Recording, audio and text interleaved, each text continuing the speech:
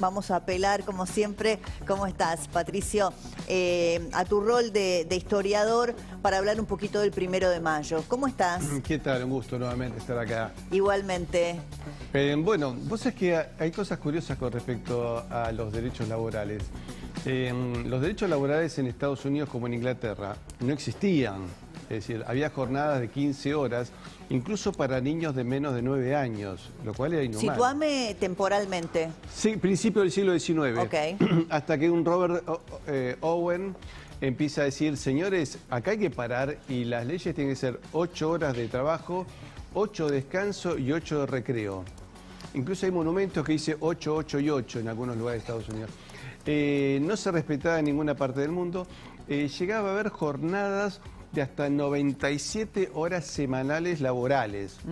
Entonces decían, pero miren que la gente se muere. De hecho, se moría mucha gente, los chicos de tuberculosis. El promedio de vida había bajado enormemente. Entonces empiezan distintas manifestaciones, entre ellos la plaza de Haymarket, donde se empiezan a manifestar distintas líneas ideológicas para empezar a bajar las horas de 16 a 14, 14 a 12, 12 a 10. Pero esas leyes iban y venían. Con lo cual se generó un montón de manifestaciones y un montón de muertos. Entonces, con la manifestación de Haymarket hay 8 o 9 muertos. Ahora, vos tenés antecedentes curiosos. Por ejemplo, la masacre de Peterloo, que fue en 1819, donde la gente pedía no mejoras laborales, pedía representación en los parlamentos. Ni siquiera pedía que le suban un céntimo, sino diciendo, bueno, acá se toman decisiones, podemos participar. Entonces se junta la gente en la plaza de San Pedro y cae el ejército, le cierra todas las puertas y masacraron mujeres, chicos, ancianos. Entonces se le conoce como la masacre de Peterloo, haciendo un juego de palabras con Waterloo. Esto de los ingleses era normal.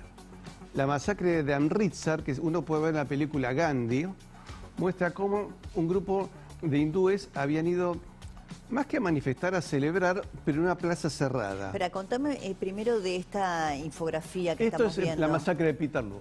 Ok. Esto fue en 1819.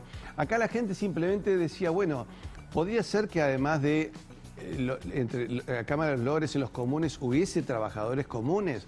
Y de hecho hubo un famoso político que trataba de conseguirle derechos a la gente y cuando se produce el acto donde él iba a hablar, un tal Hunt, lo meten preso al orador, que era un político con representación. De hecho era conservador y todo, pero dijo, bueno señores, pero tenemos que repartir la torta porque si no esto no da más. Lo meten preso a él y directamente atacan a mujeres, chicos y trabajadores. Que lo habían tomado incluso como un día de fiesta. Pues no se suponía que tenía que haber ningún acto de violencia. Y ahí la burguesía, digamos, el poder político de la zona, creo que esto era Manchester, cierran los distintos lugares, las distintas calles y entran a masacre. Incluso había mujeres con chicos que habían ido a celebrar como un día de picnic. Claro. Viste que ahí está la discusión, todo lo que vos nos vas contando de la historia, que bueno, llegado a los tiempos actuales uno dice feliz día, viste, a mí me cuesta decir feliz día, yo tengo que reconocer que devuelvo la gentileza, incluso muchos compañeros que te reciben hoy cuando venís a trabajar el 1 de mayo con el feliz día, a mí me cuesta. Habría que decir mejor día. Porque qué bueno que este 1 de mayo no es igual. Claro, porque cualquier referencia histórica que uno busque es trágica. Pero para que no queda solamente en esto. Los ingleses no solo cometen la masacre de Peterloo, cometen la masacre de Amritsar, que lo puedes ver en la película Gandhi, que está bien reflejado. A ver, contala. Hay un grupo de hindúes de distintas religiones. Había sikhs, hinduistas y musulmanes que van como un día de fiesta. Pongámosle una fecha. Estamos hablando principios del siglo XX. Ok. Y el brigadier Dyer dice, ¿qué hace esta gente manifestando? Bueno, no, han ido a juntarse. Bueno, aprovechemos que la plaza de Amritsar es cerrada, o sea, había todos los edificios, había una puerta de entrada y otra de salida, pone blindados en las puertas, entra con soldados. Y un soldado dice, ¿le avisamos que se dispersen? No, esto ya fue avisado antes. Disparen. Y mataron hasta quedarse sin municiones. Y ahí se fueron. Y luego estableció estado de sitio para que nadie pueda ir a ayudar. La gente fue a ayudar y sacaron heridos y salvaron lo que podían, pero fue una masacre.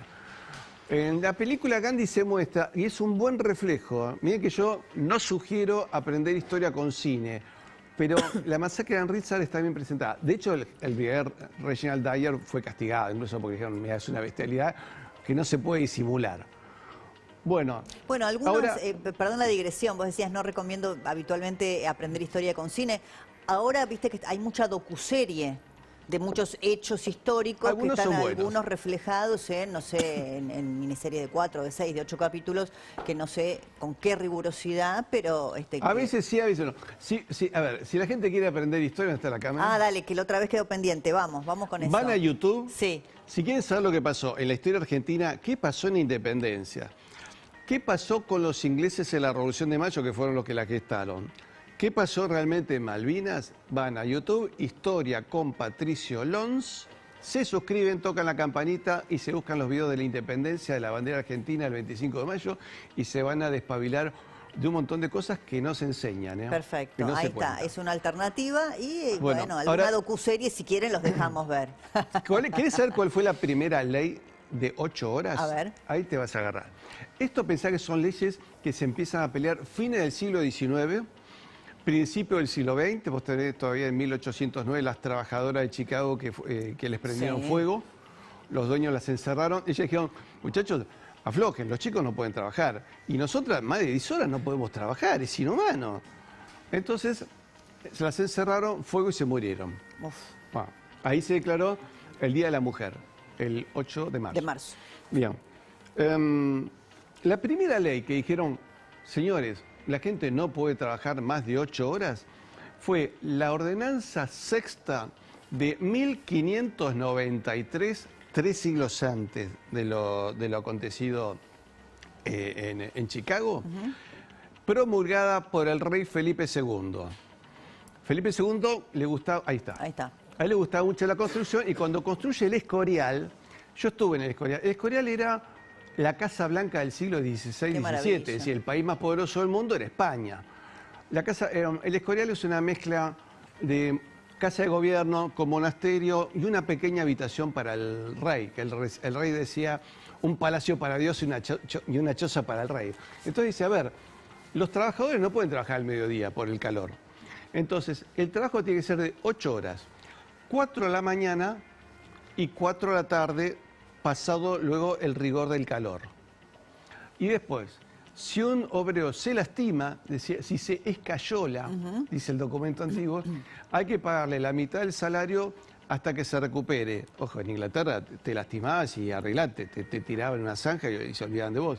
Sí, bastante avanzado, teniendo en cuenta que esto puede cortar, en ese caso era producto del clima, se reproduce hasta el día de hoy en muchas provincias argentinas donde eso está recontra segmentado como consecuencia del clima, la famosa siesta y toda esa historia. ¿Cómo se aplicó en América? En América le dicen, mire que hay zonas de mucho calor, entonces dicen, cuidado con las horas del mediodía. Entonces, viste que la gente de campo arranca muy temprano, tipo 4 de la mañana. Corta. Desayunan a media mañana, almuerzan fuerte, descansan. ¿Viste? La gente de afuera ve la siesta como cosa de vagos. No, hay que recuperar fuerza porque luego le dan de golpe de las 4 o las 5 hasta las 9 de la noche. Entonces dijo, el trabajo minero no puede durar más de 7 horas.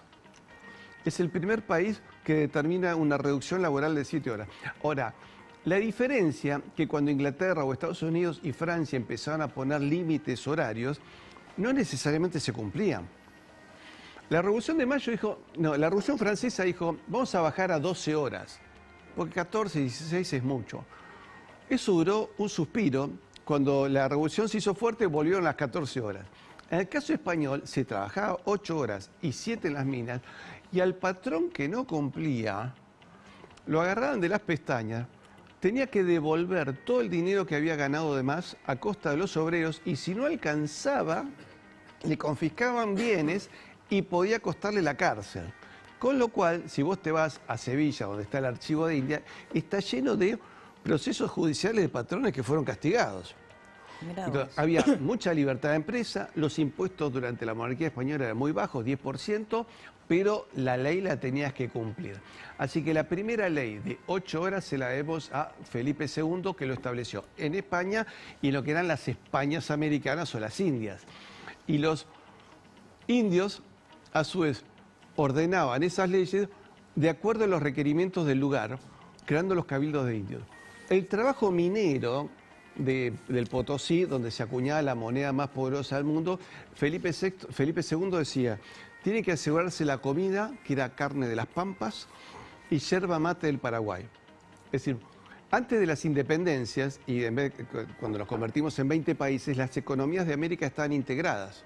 Entonces el trabajador minero tomaba yerba mate porque le limpia las toxinas del trabajo minero. El trabajo minero es sucio hoy, ¿no es cierto? Hoy con las mejores tecnologías y todo sigue siendo un trabajo bastante desgastante. Y la ingesta de carne para la fortaleza del cuerpo. Y no más de 7 horas. Esa fue la primera ley. Luego, durante el virreinato, se mantenían esas leyes y el hombre de campo siempre se acostumbró y manejaban los horarios. Es decir, ya con los patrones se arreglaban, digo, señora, de tal hora paramos y se hacía sin ningún tipo de conflicto. En el mundo anglosajón tuvieron que pelear por los derechos con muertos. Ahora, ¿y me traes un poquito más cerca en la historia a la Argentina particularmente? Bueno, en la Argentina las leyes hasta hasta Juan Manuel de Rosas eran esas leyes de Felipe II. El trabajo laboral era muy humano y el salario justo, porque se castigaba el impago del salario justo.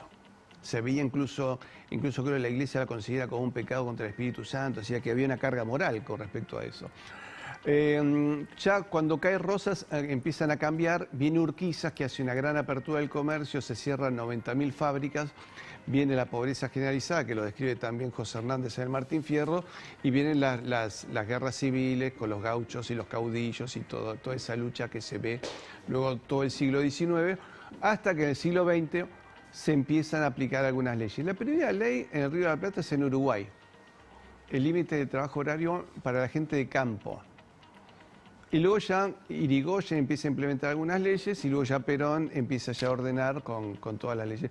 Pero, por ejemplo, Perón hace la ley del peón de campo, pero ya Rosas había tenido un manual para el peón de campo, ¿no es cierto? Entonces tenés un proceso entre 1853 y las primeras medidas que toma Irigoyen, que son de explotación del hombre. Claro, ¿no es cierto? no sé si después si te puedes quedar un minutito más y si tenemos algún registro fílmico o gráfico de lo que eran las concentraciones por el Día del Trabajador en la Argentina, particularmente durante el peronismo, ¿no?